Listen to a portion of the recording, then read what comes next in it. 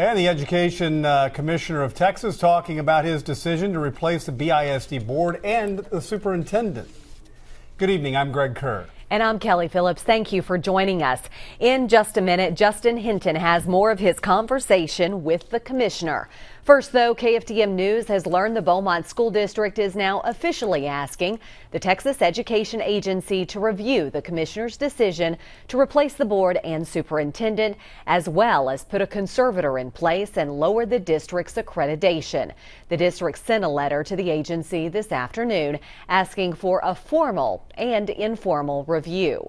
In the letter, the attorney representing the district says BISD is asking for a hearing and it challenges each and every finding, statement, legal conclusion, and action in the commissioner's letter to BISD.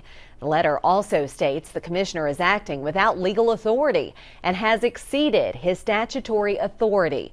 It says the procedures adopted by the education agency in matters such as these violate the separation of powers clause, the due course of law provisions, and the open courts provisions.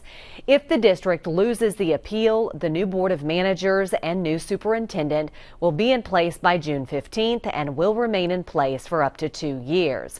To read the district's letter to the TEA, you can log on to our website at kfdm.com. Well, the Texas Education Agency sent us a copy of the district's request for the formal and informal review of the TEA takeover decision shortly after we sat down with Texas Commissioner of Education, Michael Williams. He was in Houston for a speaking engagement with the Chamber of Commerce and visited with KFDM's Justin Hinton. He is back from Houston to share some of his conversation with the commissioner. Justin?